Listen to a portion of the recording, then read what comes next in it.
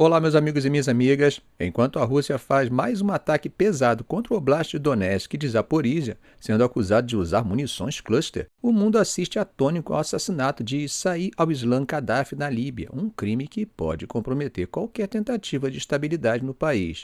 Em meio a isso, a tensão cresce no Golfo, com drones iranianos se aproximando perigosamente de porta-aviões americanos, enquanto na Nigéria, um massacre brutal deixa mais de 160 mortos em uma única vila. Mas antes da gente começar, né, aquele lembrete. Você que aprecia o canal e já faz parte dessa comunidade, já deu like? Já deu aquele bom dia, boa tarde, boa noite? Compartilhou o vídeo em suas redes sociais? Ah, e se o botão de hypar apareceu para você, clicou 3 vezes? Já considerou se tornar membro do canal para apoiar meu trabalho? Já fez tudo isso? Ah, então meu muito obrigado e vamos ao vídeo de hoje. Bom, gente, os russos atacaram na manhã de hoje, 4 de fevereiro, a cidade de Druzhivka, lá no Oblast de Donetsk. E, segundo informações da mídia ucraniana, eles usaram munições cluster. O governador do Oblast de Donetsk, Vadim Filashkin, disse que o ataque resultou na morte de 7 pessoas e no ferimento de outras 8.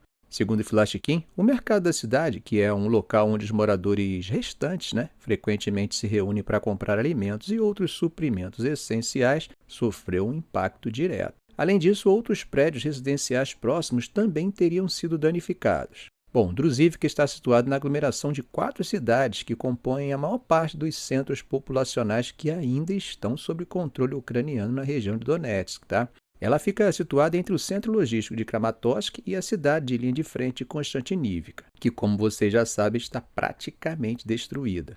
Ao longo de 2025, os avanços russos aproximaram Druzhivka a menos de 15 quilômetros da linha de frente, e aí, é claro, isso acaba deixando ela ao alcance de drones FPVs.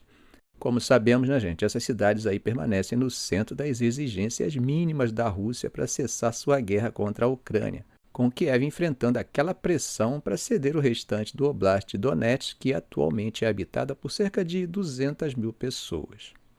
Mas não foi só lá, Na noite de ontem também houve um ataque russo contra Zaporizhia, que resultou na morte de 2 pessoas e no ferimento de mais 20. Em um vídeo postado pelo Serviço Estadual de Emergência, é possível ver bombeiros apagando incêndios de carros. Segundo informações da Administração Militar Regional, no momento do ataque, o alerta aéreo em Zaporizhia já durava 23 horas seguidas.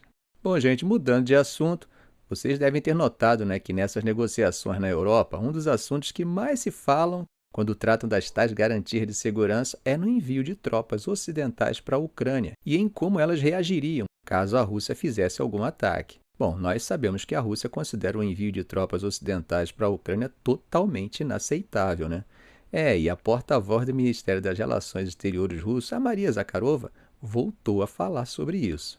Ela disse que essas forças serão consideradas alvos militares legítimos. Durante uma coletiva, Zakharova respondeu aos comentários do secretário-geral da OTAN, Mark Rutte, sobre seus planos de enviar tropas da chamada Coalizão dos Dispostos para a Ucrânia. Ela disse que isso é categoricamente inaceitável para os russos. Ela falou ainda que a presença de tropas ocidentais em solo ucraniano sob qualquer bandeira ameaça a segurança da Rússia. Bom, Zakharov fez questão de lembrar que foi a expansão desenfreada do espaço geopolítico da OTAN até as fronteiras russas, incluindo aí a Ucrânia, que se tornou uma das causas raiz do conflito. E que, sem eliminar isso, a resolução do conflito é impossível. E ela assegurou também que a Rússia vai buscar resolver essa questão por meios militares ou políticos e ainda observou que Moscou havia proposto várias opções. Bom, gente, saindo da Europa, vamos para o Oriente Médio. Não sei se vocês ficaram sabendo, mas caças dos Estados Unidos derrubaram ontem um drone iraniano que se aproximou, segundo eles, agressivamente do porta-aviões Abraham Lincoln. Isso aconteceu no Mar Arábico. Lembram quando eu falei sobre as lições do Mar Negro? Então, era disso que eu estava falando. Os preços dos contratos futuros do petróleo subiram mais de $1 por barril logo após a notícia de que o drone foi derrubado. Veja o que disse o capitão da Marinha Tim Hawks, que é porta-voz do Comando Central dos Militares dos Estados Unidos. Abre aspas. Um caça F-35C do Abraham Lincoln derrubou o drone iraniano em legítima defesa e para proteger o porta-aviões e o pessoal a bordo. Fecha aspas. Bom, a missão do Irã na ONU se recusou a comentar o assunto, E a agência de notícia Tasnim do Irã disse que a conexão foi perdida com um drone em águas internacionais mas que o motivo era desconhecido. Nenhum membro do serviço americano foi ferido durante o incidente e nenhum equipamento dos Estados Unidos foi danificado. Trump, comentando sobre as negociações, disse na semana passada que o Irã estava falando seriamente, enquanto a principal autoridade de segurança de Teherã, Ali Larijani, disse que os preparativos para as negociações estavam em andamento. Gente, mas não foi só esse incidente, tá?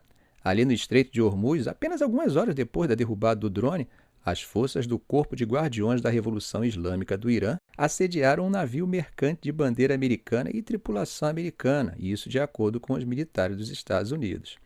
Veja o que Hankins disse, abre aspas. 2 barcos do IRGC e um drone iraniano Morrajé se aproximaram do Stena Imperative em alta velocidade e ameaçaram embarcar e apreender o petroleiro, fecha aspas.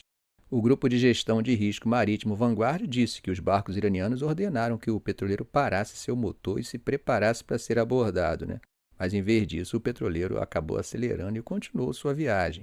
Hawkins disse que um navio de guerra da Marinha dos Estados Unidos, o McFall, estava operando na área e escoltou o petroleiro que se chama Stena Imperative. Bom, meus amigos, mudando de assunto, Saif al-Islam Gaddafi, o filho mais proeminente do líder líbio assassinado Muammar Gaddafi, foi morto na cidade ocidental de Zintan. O Saif al-Islam, que tinha 53 anos, era o segundo filho de Gaddafi e estava baseado em Zintan desde 2011, primeiro na prisão e depois, após 2017, como um homem livre, planejando um retorno à política. Figuras próximas a ele, incluindo seu conselheiro político, Abdul Houtman, e seu advogado, Khaled al-Jaid, confirmaram sua morte ontem. Um relatório de sua equipe política afirmou que ele foi assassinado por 4 homens mascarados que invadiram sua casa em Zintan. Bom, gente, Said al-Islam já era visto por muitos, isso antes da revolta de 2011, como o herdeiro político de seu pai e o segundo homem mais poderoso da Líbia. Ele permaneceu ativo durante toda a violência que tomou conta da Líbia após os protestos da Primavera Árabe, que levaram a uma guerra civil. Houve inúmeras acusações contra ele de tortura e violência extrema contra opositores do governo de seu pai. Em fevereiro de 2011, ele estava na lista de sanções das Nações Unidas e proibido de viajar. Como vocês devem lembrar, em março de 2011, a OTAN começou a bombardear a Líbia depois que a ONU autorizou todas as medidas necessárias para proteger civis das forças de Gaddafi na guerra civil. Em junho do mesmo ano, Saif al-Islam anunciou que seu pai estava disposto a realizar eleições e renunciar caso não as vencesse. No entanto, a OTAN rejeitou a oferta e o bombardeio da Líbia continuou. No final de junho, o Tribunal Penal Internacional, o TPI, emitiu um mandado de prisão contra Saif al-Islam, mas ele permaneceu foragido até após a morte de seu pai e de seu irmão Mutassim em Sirte, em 20 de outubro de 2011. Agora, após longas negociações com o TPI, que vinha pedindo sua entrega, autoridades líbias receberam autorização para julgar o Saif al-Islam na Líbia por crimes de guerra cometidos durante a revolta de 2011. Na época, os advogados de defesa dele tinham medo que um julgamento na Líbia não fosse motivado pela justiça, mas sim por desejo de vingança. Bom, a ONU estimou que até 15 mil pessoas foram mortas no conflito, enquanto o Conselho Nacional de Transição da Líbia estimou o número em até 30 mil.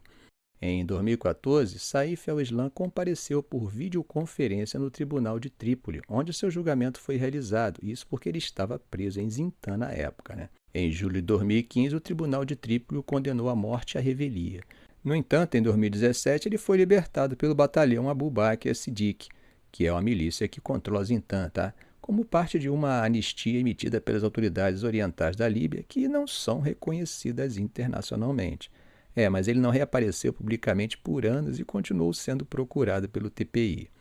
Em julho de 2021, Saif al-Islam concedeu uma rara entrevista ao The New York Times. Nessa entrevista, ele acusou as autoridades na Líbia de terem medo de eleições. Explicando sua persona clandestina, ele disse que esteve longe do povo líbio por 10 anos. E veja só como ele concluiu, abre aspas, "Você precisa voltar devagar, devagar, tipo um striptease." Fecha aspas. Ele fez sua primeira aparição pública em anos, em novembro de 2021, na cidade de Seba, onde se candidatou à presidência da Líbia numa tentativa de ressuscitar as ambições dos antigos apoiadores de seu pai. Bom, inicialmente ele estava proibido de participar, mas depois ele foi reintegrado. Mas a eleição acabou não ocorrendo devido à situação política tumultuada da Líbia, com 2 administrações rivais disputando o poder. Bom, gente, ele foi educado no Ocidente, né, e era bem articulado. Ele também desempenhou um papel bem importante nas negociações nucleares com potências ocidentais, incluindo os Estados Unidos e o Reino Unido. Bom, para quem não sabe, né, durante o governo do seu pai, a Líbia estava em uma situação nuclear bem parecida com a do Irã hoje, embora em estágios diferentes de enriquecimento de urânio. Depois de muita pressão ocidental, em 2003, o país abriu mão de seu programa nuclear, de armas de destruição em massa e sistemas de mísseis. Bom, gente, dando um pulo na Nigéria, mais uma tragédia atinge o país, hein? Segundo um funcionário da Cruz Vermelha, homens armados mataram pelo menos 162 pessoas em uma vila no estado de Kwara, no oeste da Nigéria. Um dos ataques mais letais dos últimos meses no país, que, como sabemos, tem sido assolado por crises de segurança interligadas. Gangues armadas, conhecidas localmente como bandidos, que saqueiam vilas e sequestram para pedir resgate, operam em áreas do país, enquanto grupos jihadistas estão ativos no Nordeste e no Noroeste. A violência intercomunitária também acontece com força nos estados centrais. Babaoma Oyedeji, que é o secretário estadual da Cruz Vermelha em Kwara, disse o seguinte, abre aspas, os relatórios dizem que o número de mortos agora é de 162, mas que a busca por mais corpos continua. Fecha aspas. Mais cedo, um legislador local na região de Kayama, Saidu Baba Ahmed, disse que entre 35 e 40 corpos foram contados após o massacre na noite de ontem na vila de Guro. O ataque foi confirmado pela polícia, que não forneceu o número de vítimas, e pelo governo estadual, que culpou células T. Segundo o relato, muitos outros escaparam para o mato com ferimento de bala, e por isso mais corpos poderiam ser encontrados. Os homens armados, invadiram o Ouro por volta das 18 horas de ontem e incendiaram lojas e o Palácio do Rei. E eles afirmaram que o paradeiro do rei tradicional ainda era desconhecido. O governador do estado de Kwara, Abdulhanan Abdulrazak, condenou o ataque como uma expressão covarde de frustração por células T. após as campanhas anti-T. em andamento em parte do estado. O exército nigeriano intensificou as operações contra jihadistas e bandidos armados e afirma ter matado um grande número de combatentes. No mês passado, os militares disseram que lançaram operações ofensivas coordenadas sustentadas contra elementos T. no estado de Kwara e que alcançaram sucessos notáveis. A mídia local falou que o exército havia eliminado 150 bandidos.